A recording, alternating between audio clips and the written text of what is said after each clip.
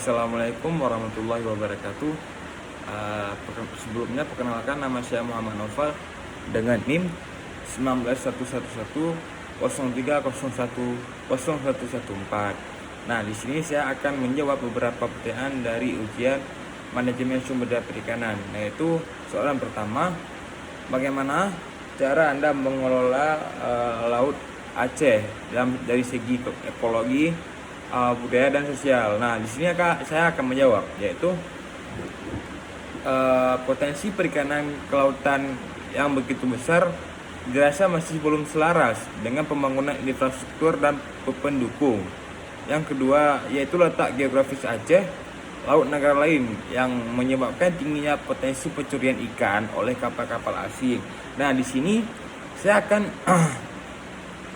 mengelola, yaitu bagaimana cara mengelola perikanan laut Aceh. Yang pertama, dikarenakan kita berseberangan dengan negara-negara jiran, pasti adalah antara letaknya daerah perbatasan, itu daerah penangkapan ikan, pasti ada namanya ZEE itu. Jadi banyak nelayan dari negara lain yang mencuri ikan pada provinsi kita gitu. Nah, di sini saya akan membicarakan, yaitu bagaimana pengelolaannya yang sempurna, yaitu yang pertama, menurut ekologi. Nah, banyak tempat-tempat pengelolaannya yang belum sempurna. Contoh yang kita bilang tersebut yaitu di TPI di kota-kota terpencil atau di kampung-kampung. Biasanya mereka belum paham bagaimana cara menurunkan ikan yang setelah ditangkap dan bagaimana mengolahnya untuk beberapa hari, itu belum sempurna. Nah, di sini saya ingin ekologi sistem mereka itu terpenuhi gitu. Nah, yang kedua, menurut ekonomi. Nah, kalau misalnya menurut ekonomi, masih banyak harga-harga ikan yang masih tinggi. Dan ketika misalnya musim-musim kayak bulan purnama, itu pasti banyak ikan-ikan yang masih banyaklah ikan yang nggak tertangkap. Jadi harga ikannya akan naik, sehingga para pembeli itu akan merasa jenuh dengan kemahalan ikan tersebut. Nah, jadi di sini saya akan membuat sebuah bagaimana cara menurunkan ekonomi tersebut, yaitu dengan manajemen keuangan nelayan, sehingga nelayan ini bisa, ketika mereka udah mempelajari manajemen tersebut, pasti akan bisa membagi uang, sehingga banyak nelayan-nelayan ini yang tidak termasuk nelayan miskin. Dikarenakan apa? Dikarenakan mereka sudah belajar manajemen keuangan. Contoh, mungkin kalau misalnya di pertanian itu, kalau misalnya kita menanam padi, ketika kita menanam padi, sekali panen itu 30 hari kan.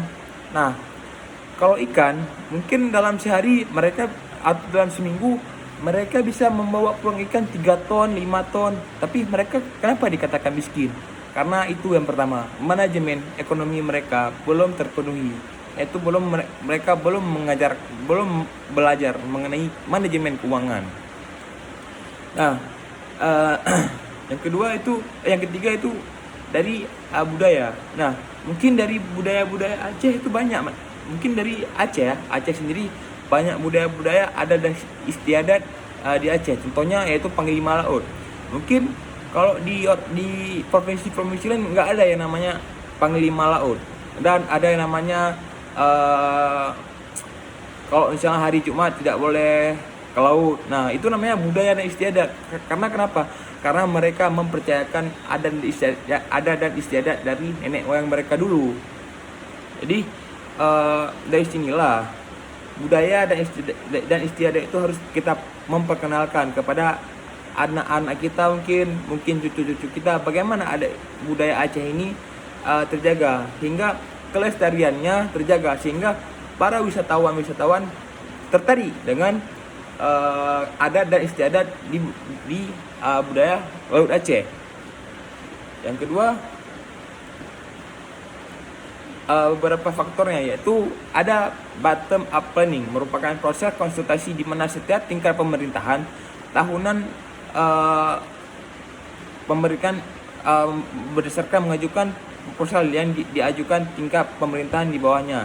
Yang kedua ada top down planning, merupakan perencanaan. Yang kedua itu ada top down planning, merupakan perencanaan pembangunan tahunan, dimulai ketika setiap tingkat pemerintahan memberikan acuan dan keputusan anggaran tahunan pada tingkat pemerintahan di bawahnya. Dari penjelasan tersebut, agar terbentuknya perhitungan yang akurat,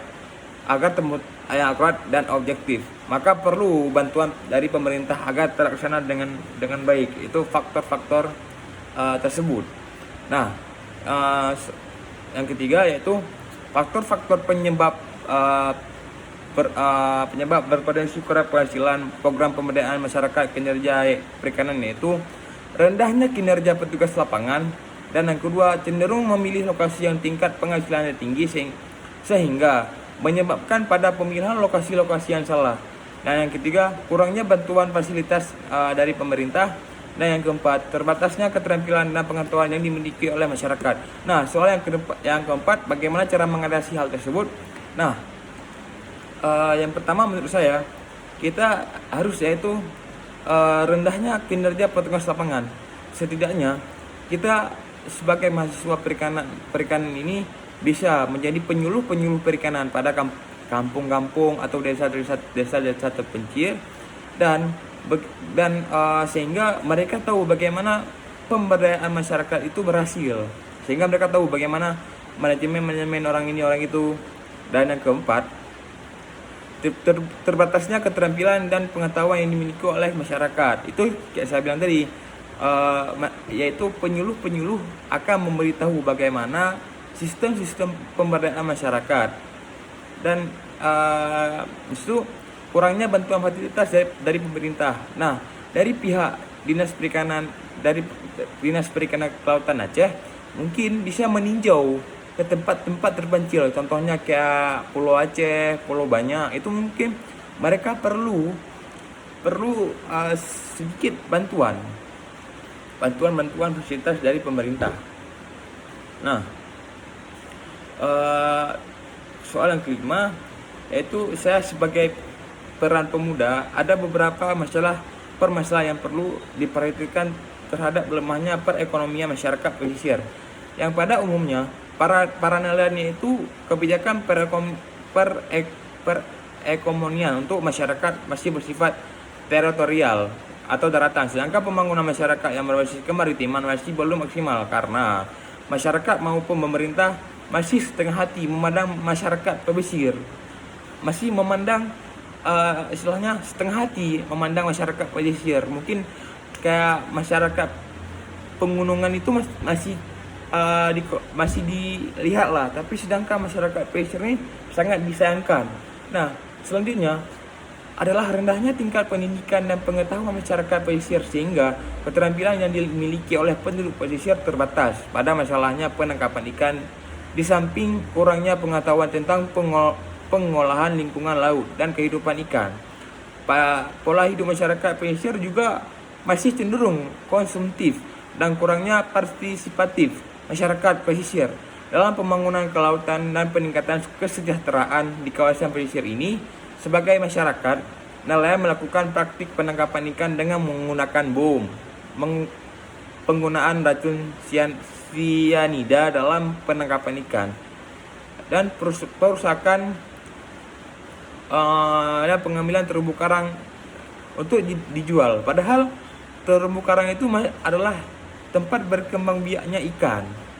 Nah, di situ saya sebagai peran pemuda mungkin memberitahu bagaimana terumbu karang itu dipakai atau bagaimana cara pembiakan ikan.